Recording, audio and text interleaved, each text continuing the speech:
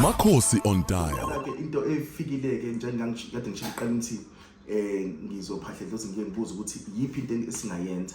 Mina ngaziwa kakhulu ke ngezinto lezi ezokuphakamisa umsebenzi.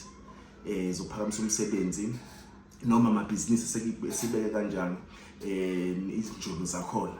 So bakuphendule bathe njengoba ngiqeda iminyaka ewu10 angithatha abantu abawu10 abazofuna ukwakhelwa lezi zinto zenjulo. Ngeke ngichaze kakhulu ngazo la namhlanje ngoba izinto ezithokujula.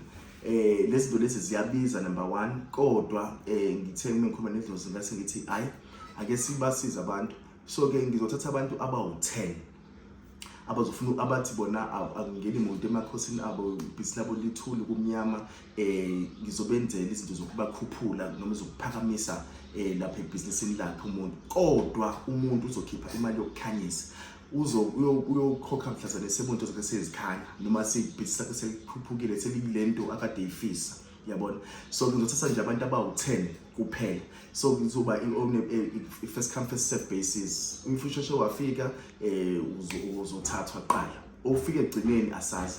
So inamba ngizogcina ku10 abantu abafuna ukusizwa bathi nje emakhosi sixaye ngempela salasho kodwa kuthulakele sine business kodwa kuthulakele. So nje sesixhumana nje eceleni ukuthi ke imali kahle kahle initial yalezi zinto ezenzakhayo. So khuma eceleni bese futhi ngizothi uzokhanyisa ngamalini, then wena nje uzobuya into yakho msesi right. Usuthi ke emakhosi lapho izinto zami sesi right sengicela ukwenza kanje. So mina I believe kakhulu ekutheni as much as lo msebenzi unguwona engiphila ngawo, kodwa nakhona futhi angiphinde futhi ngibuyisele back kubantu, yabona. So ngifuna kakhulu abathi bayizangoma, abantu abasemasaloni, abantu abanama tavern, abantu abathi babafundisi noma inhlobo thize lebhizinisi olenzayo.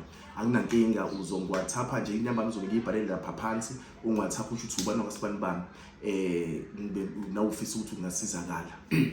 So le video lenzo iposta ku